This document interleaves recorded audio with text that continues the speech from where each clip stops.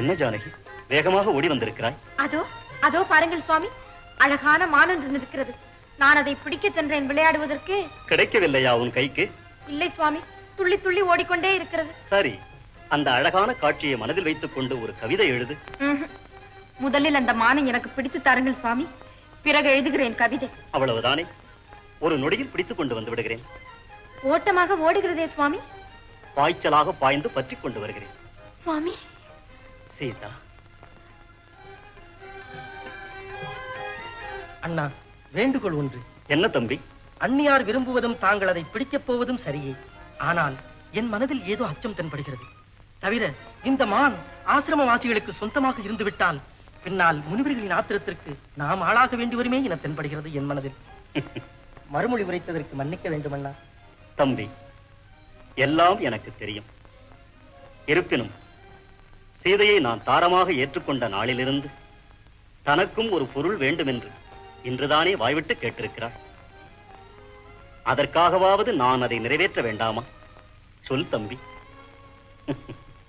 லக்ஷ்மணா, சீதையை பார்த்துக்கோ. ஜாக்கிரதை.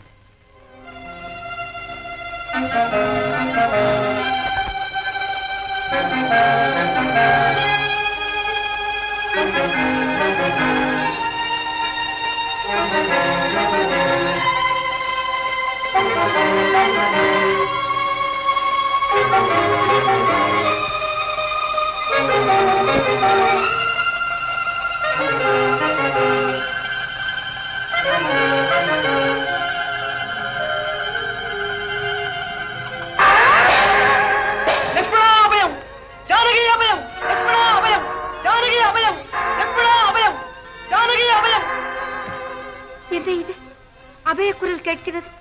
அதுவும் அண்ணனின் குரலோசை போல் தென்படுகிறதே. இளையவரே. அன்னையே, மனதில் குழப்பத்திற்கு இடம் கொடுத்து விடாதீர்கள். இது அண்ணாவின் ஓசை அல்ல.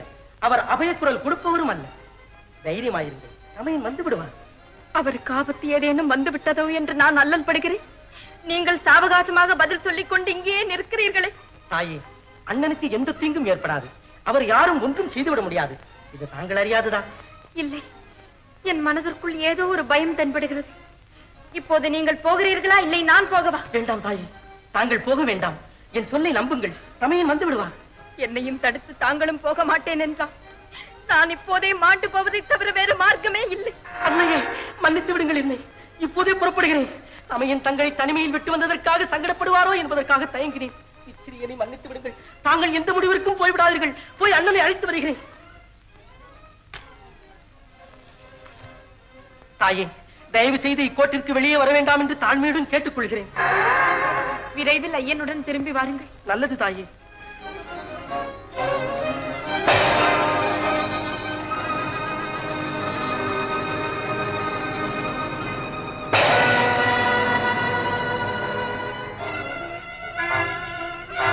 சர்வேஸ்வரா,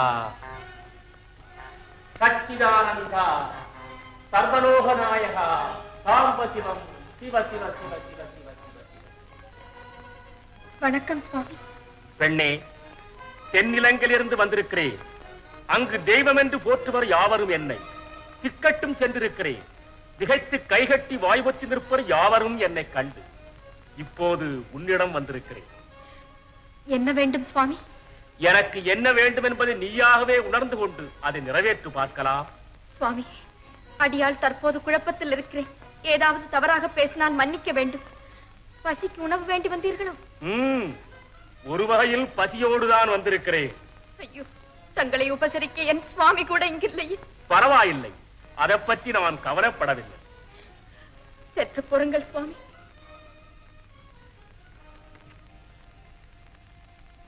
தங்கை சூர்பனக பொய் சொல்லிவிட்டாள். என்னை ஏமாற்றி விட்டாள். ஏமாற்றி விட்டாள். இவள் அழகை குறைத்து சொல்லிவிட்டாளே. எவ்வுலகத்தில் தேடினாலும் கிடைக்காத இந்த சௌந்தரியவதி இனி இங்கிருக்க கூடாது. இலங்கையில் தான் இருக்க வேண்டும்.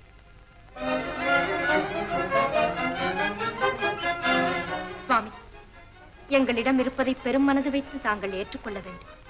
வயிற்று பசிக்கு உன்னிடம் யாசிக்க வரவில்லை வனிதாமணியே. என்ன சொல்கிறீர்கள்? சீதா,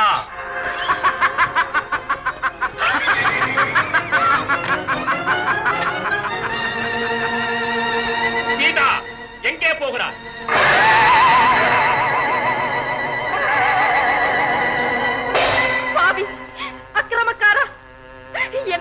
அநியாயம் இது. அநியாயம் அல்ல சீதா, என் அருமை தங்கையை அல்லல் படுத்தியதற்கு பழிதீர்த்துக் கொள்ளுகிறேன் உன்னை. ஐயோ, ஐயன் இல்லாத சமயம் பார்த்து திருட்டுத்தனமாக களவாடி செல்லும் இந்த கையவனிடமிருந்து என்னை மீட்க ஒருவருமே இல்லையா? இந்த துர்குணம் படைத்த சண்டாளனுக்கு நற்புத்தி புகட்ட எவருமே முன்வர மாட்டார்களா? ஊசிலிட்டு எனக்கு கோபத்தை மூட்டால் அழுது அரைத்து விட்டாலும் உன்னை மீட்க உன் கணவன் வரமாட்டான், யாரும் என்னை தடுக்கவும் மாட்டான்.